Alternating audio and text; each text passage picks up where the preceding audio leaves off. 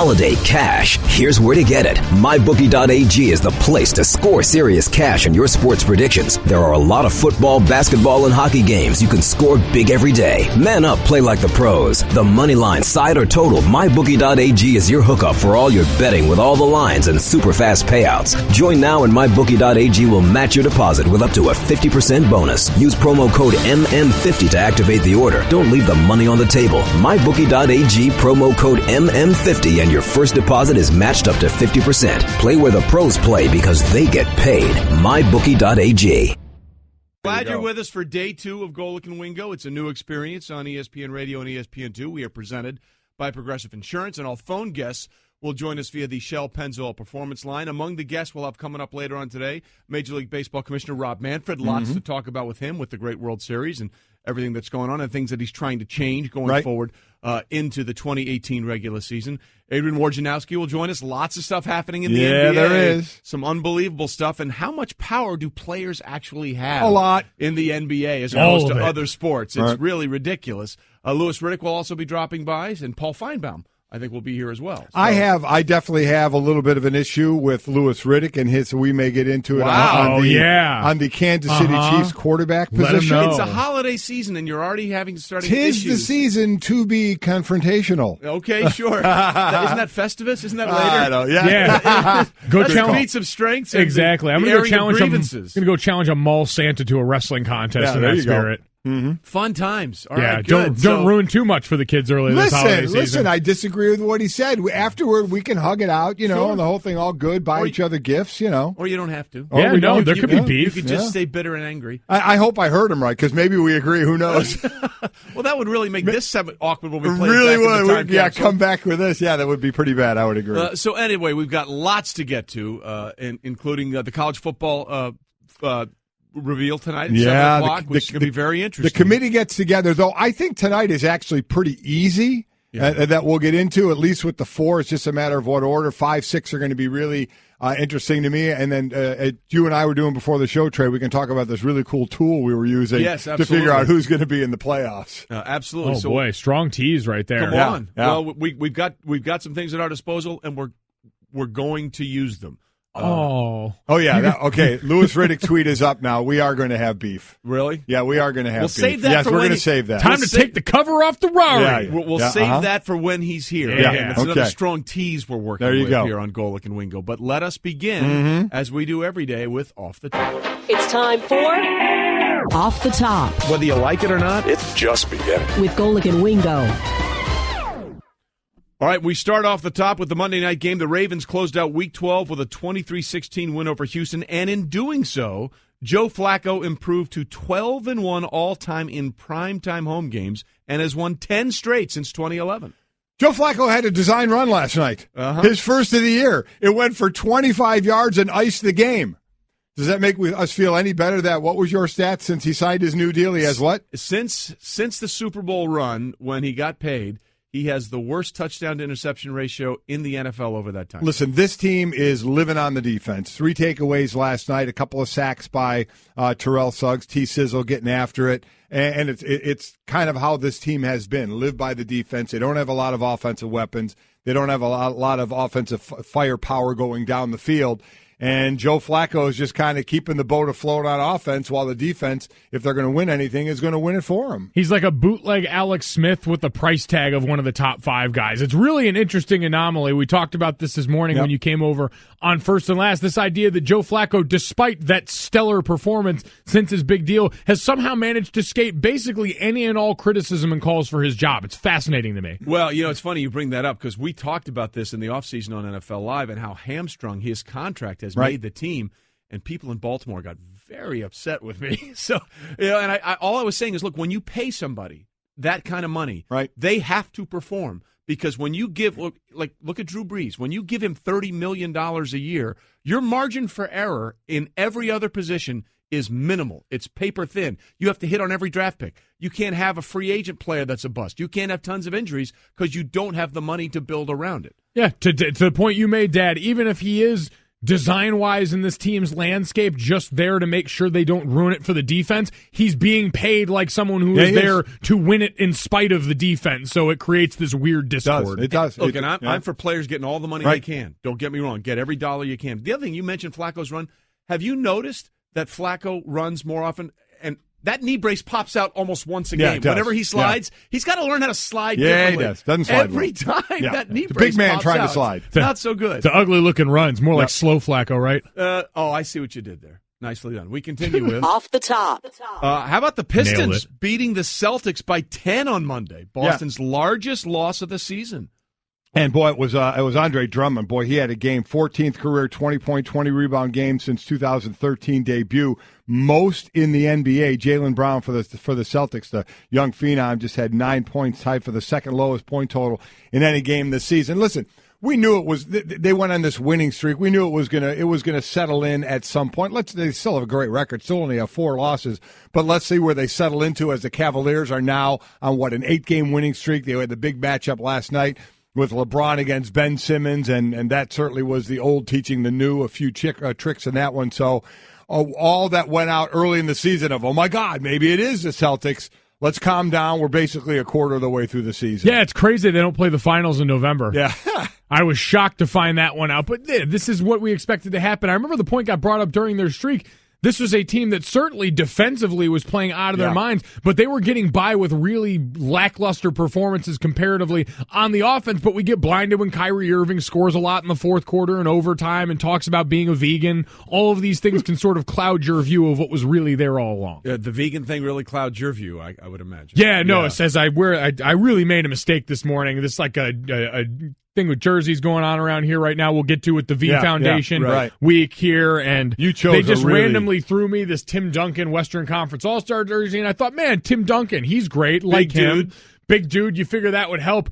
This really hugs in all the wrong places. I'm basically fat-shaming myself for the country right now, so hopefully this is my key to losing the last 10 or so. You have moobs. Congratulations. By the way, along that point, not about your moobs, today is #Giving Tuesday. It's the Tuesday after Thanksgiving in the U.S., a movement to create an International Day of Giving at the beginning of the Christmas and holiday season. So instead of thinking about getting, we're actually giving. And a lot of people around ESPN are wearing jerseys today and such. You phrased that a lot better than I did. Yeah. Well, you're too busy getting the life sucked out of you by that jersey. I was about to say, that looks like some sort of contraption device that's for restraint. We may have to find a different one. I feel like if I put a shirt on over the top of this, it would be sort of like a garter that would hold everything in right now, a corset. Is that it? Girdle, corset? Whatever. Words are hard. You might need it.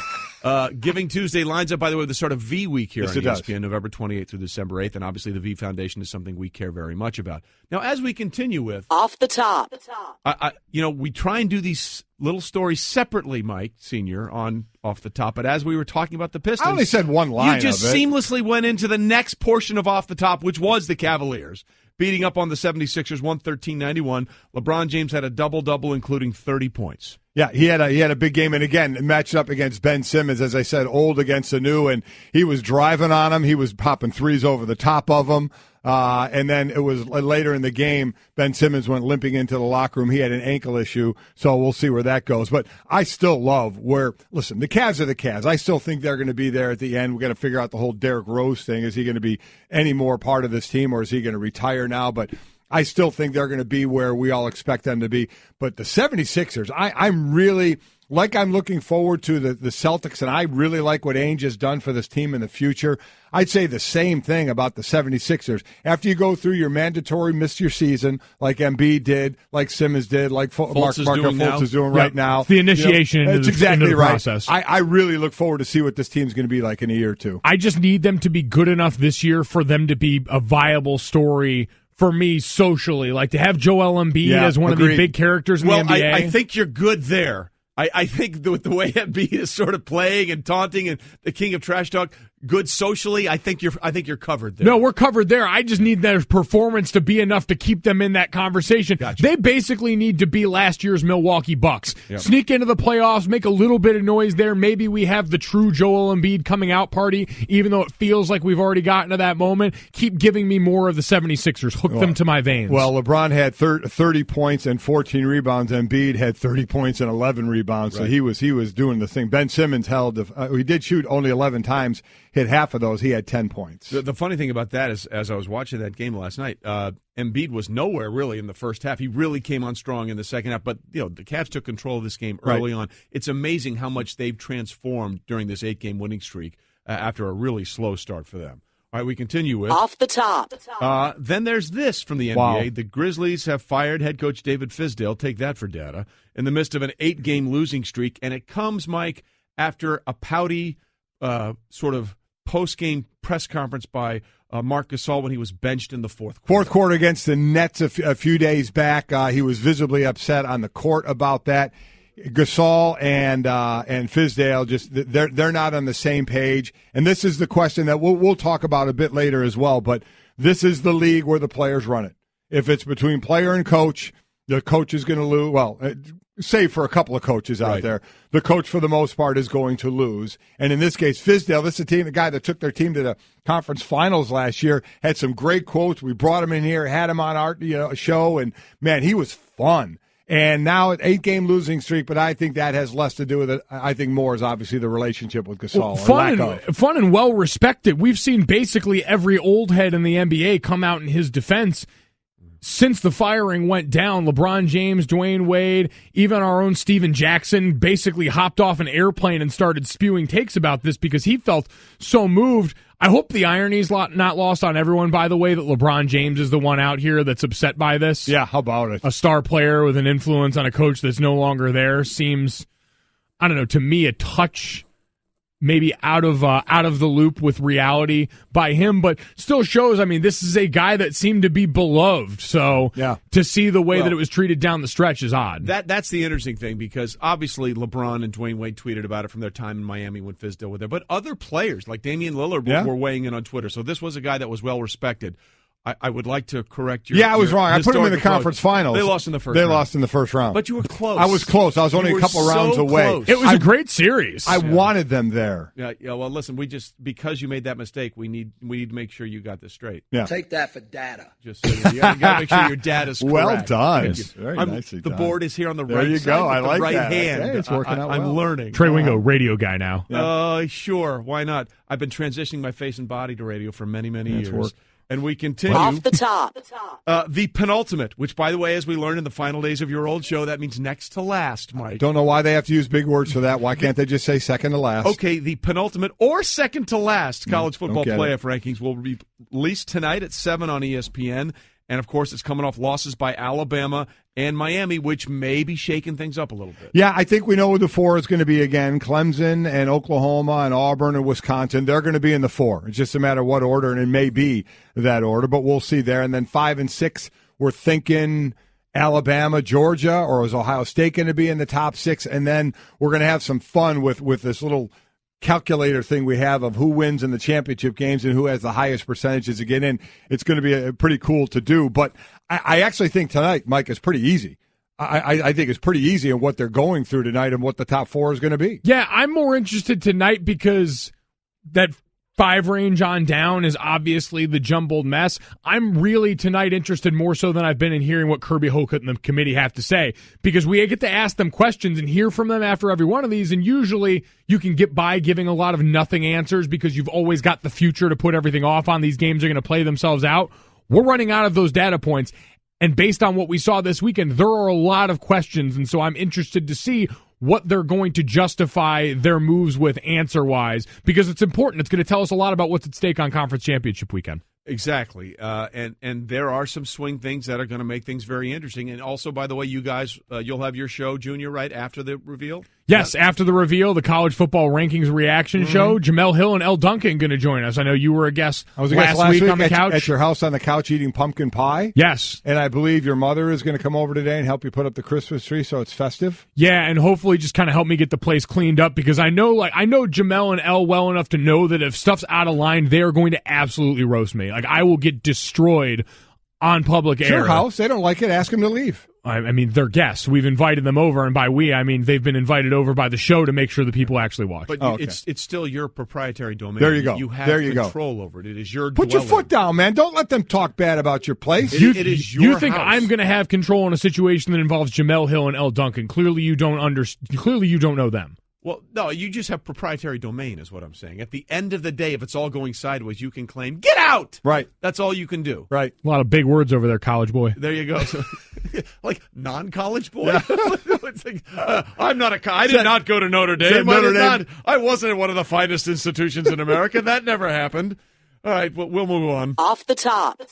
Yeah, so this was expected and maybe not expected to this degree, but both Broncos corner Aqib Talib and wideout Michael Crabtree for the Raiders suspended 2 games for the altercation that began 3 minutes in on Sunday in Oakland, where Aqib Talib became 2 Chainz. He took the chain off for the second straight year. Right. Both players are planning to appeal, but John Runyon from the NFL, who sort of laid out why they were suspended in those notes, it was fantastic. Sort of the wording that he used and why one of them were suspended for 2 games. And it almost goes without saying, but I'll say it anyway. Derek Carr has a 99 quarterback rating when targeting Crabtree in the red zone, which he won't be doing for the next couple games or in that last game because they were out so early. And Denver's pass defense has been awful in Talib's limited time on the sideline. So I think it was 1 game for the fighting and 1 game for stupidity because, to do what they did. We talked about this on First and Last, but on First Take when Trey, you and I were on there yesterday. To me, how about that? By the way, to me, I thought it was a selfish act out of these guys, disrespectful to your teammates out of these guys, to do this macho testosterone stupid thing of I'm going to grab a chain. If you're going to grab a chain, we're going to start swinging, and then we're going to both watch the game and now sit for a couple.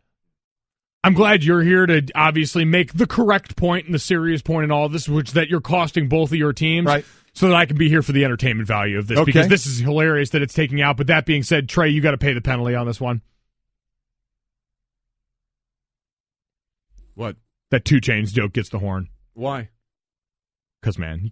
No, it was good. No, Two things. 1, I did it yesterday on NFL Primetime, and 2, you actually did it this morning on my way in. So can we do it on himself? No. You read a tweet. You read a tweet, and you said, I can't believe I didn't think of this. I can't believe I didn't think of this. The joke was not 2 Chainz. The idea was that going forward, because one of the things that came up in all this that blew my mind was what we forced poor Adam Schefter into. Yeah. This is a tweet that Shefty sent yesterday.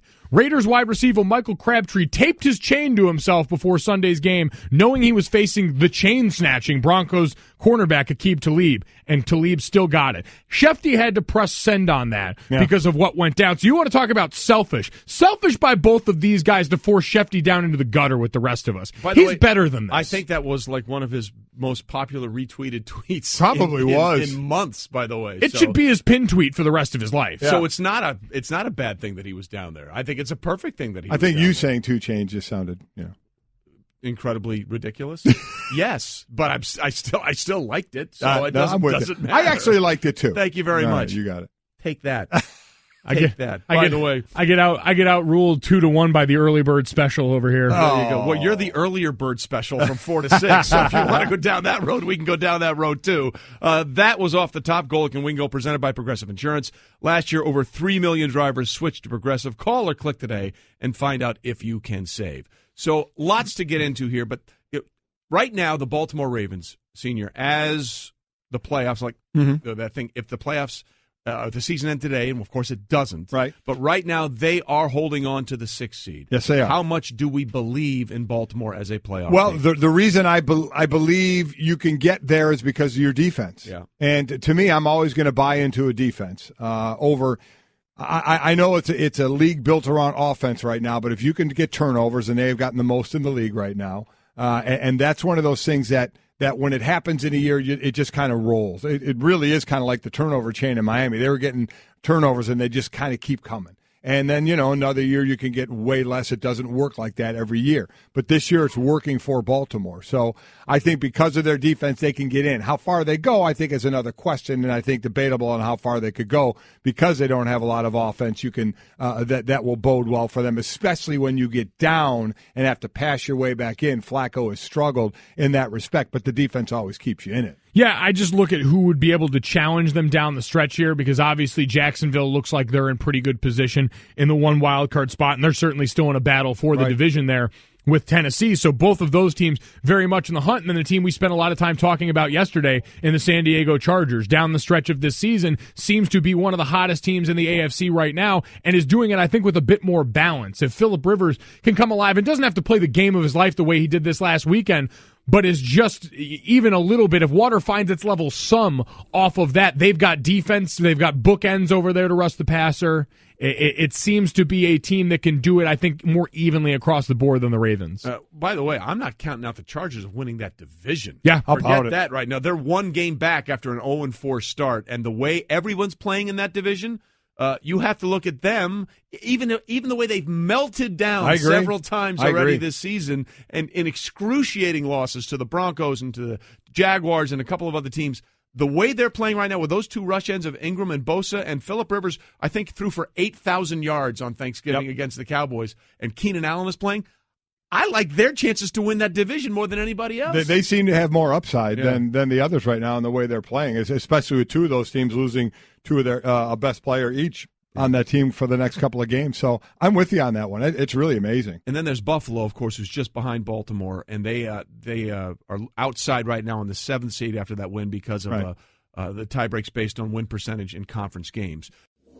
Holiday cash. Here's where to get it. MyBookie.ag is the place to score serious cash on your sports predictions. There are a lot of football, basketball, and hockey games you can score big every day. Man up, play like the pros. The money line, side, or total, MyBookie.ag is your hookup for all your betting with all the lines and super fast payouts. Join now and MyBookie.ag will match your deposit with up to a 50% bonus. Use promo code MM50 to activate the order. Don't leave the money on the table. MyBookie.ag, promo code MM50, and your first deposit is matched up to 50%. Play where the pros play because they get paid. MyBookie.ag.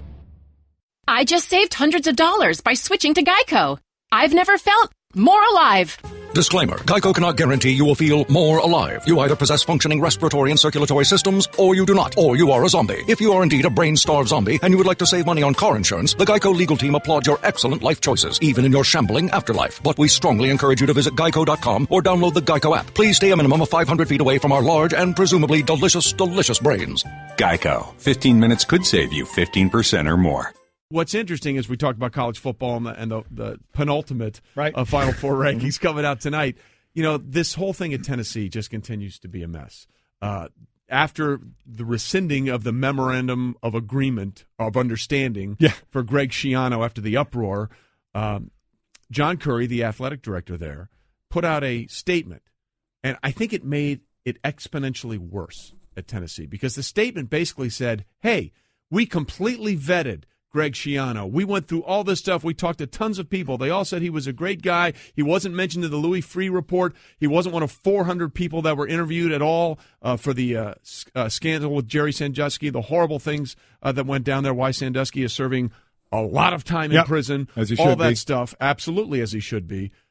But then that's all he said. He basically didn't go into why we decided after this wonderful vetting process to then rescind our memorandum of understanding.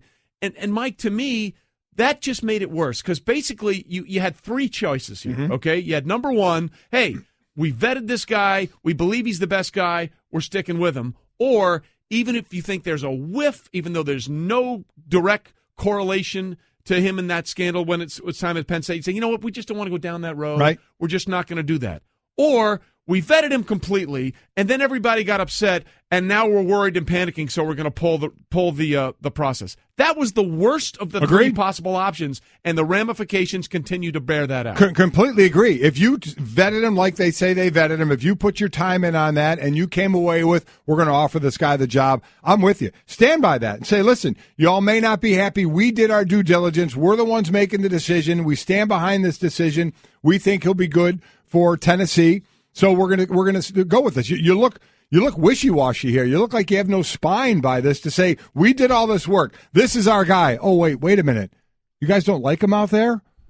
Okay, we're going to take that back now. It looks horrible. This is the NBA 2-minute report of statements.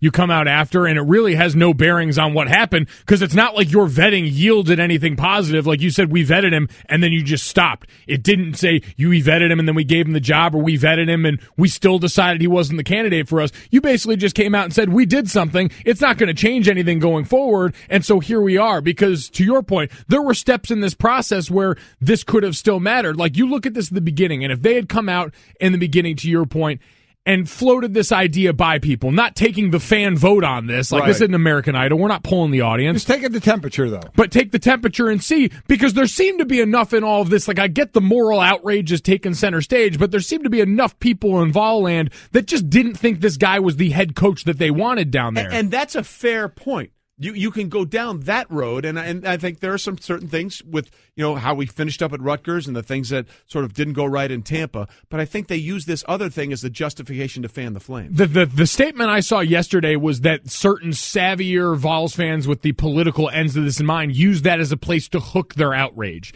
And to me, that part seems wrong. But let's say you had floated this at the beginning and people said this isn't the coach we wanted. You get this kind of backlash. Then if you're the university and you take that into account, that's smart. That's understanding, all right, maybe we take a second look at this hire.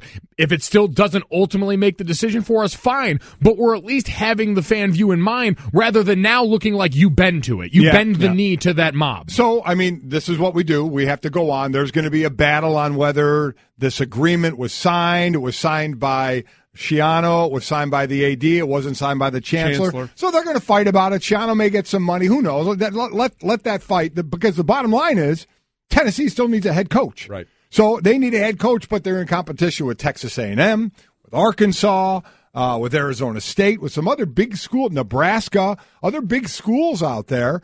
And they've already missed out because they tried to go the John Gruden route, which everybody seems to want to do. Let's throw a lot of money on him, see if he's going to bite this year, and then move on. But they're in some hefty competition. So that's what they need to start doing is let this process bear out. They blew it. Now what's going to happen? Who can they get? Well, that's the thing. By the way, that statement reminded me of the statement when the Red Sox fired John Farrell. All they did was extol the wonderful things John Farrell did in his time. But he's toast and we're getting rid of him. So I mean, you love that when you're out the door, right? Yeah, the statement should also say this is why we eventually weren't doing this at some point. But to your point, look, where does Tennessee go now? Right. Okay, because David Cutcliffe, who was the offensive coordinator there when Peyton Manning was there, talk about the perfect guy to come in. Hey, we know that guy. We saw the success and everything.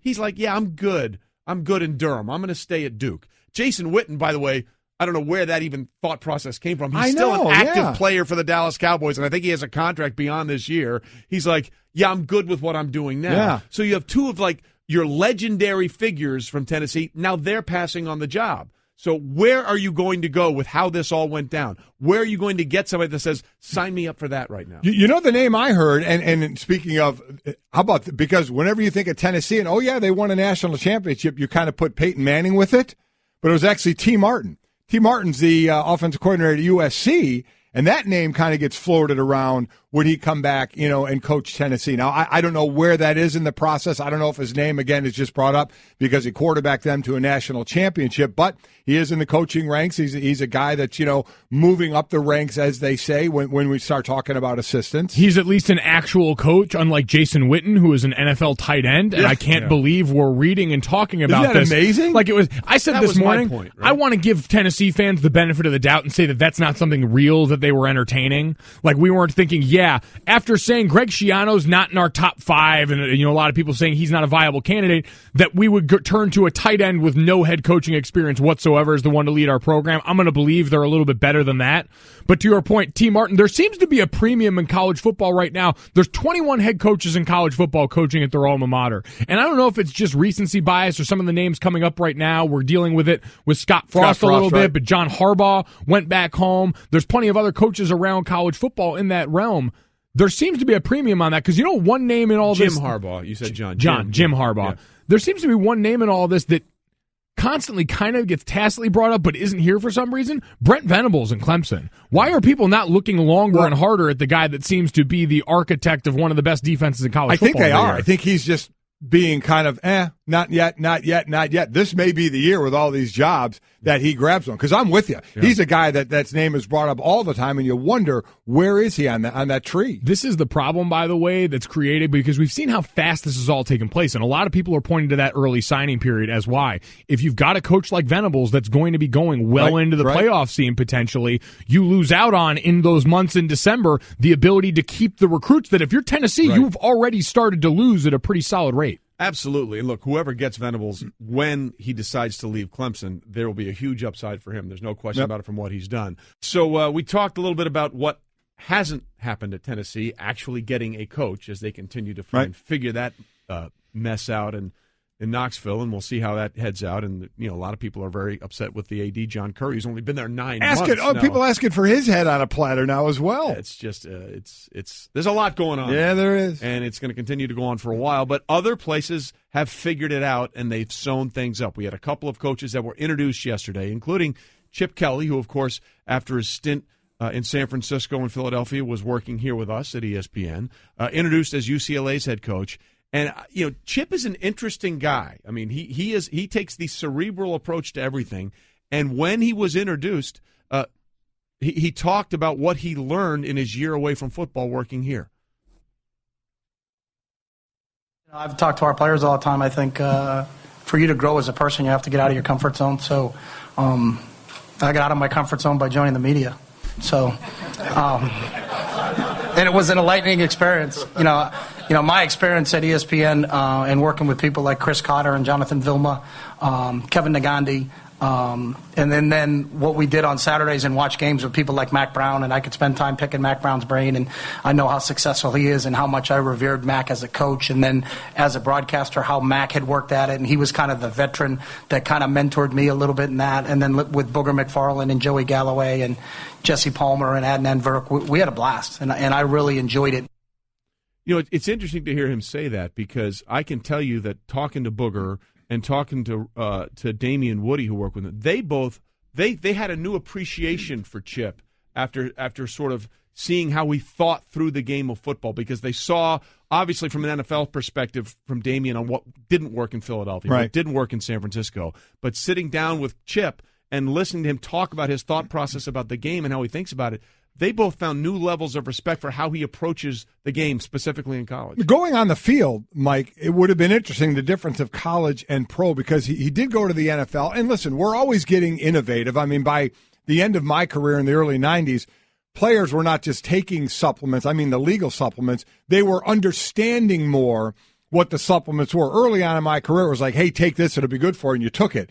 But guys at the end were starting to understand, and we've seen now we're all the way to TB12, and joke about that. But there's so much science that can help. And forgetting the quick practices and stuff like that, but with Chip Kelly, the shakes, the sleep, all some of the off-field things now in the preparation really have become big for him that didn't seem to catch on with the NFL guys, but it's certainly something he's going to have going on at college at UCLA. Everything about his game plays perfectly to the college level. Everything about it. From that on down to the system itself, which, listen, there are more spread elements being incorporated into the NFL right now, but as a guy who is really one of the premier hurry-up artists in college football and someone who does that about as well as anyone else, it seems to be a no-brainer fit. Yeah, look, his system always worked in college because you can rotate defensive ends in there. Got plenty of people. And you can run those quarterbacks. And, of course, the other big hire, Dan Mullen, who, of course, had glory times at Florida when he was there working with Tim Tebow as the offensive coordinator, comes back there from Mississippi State.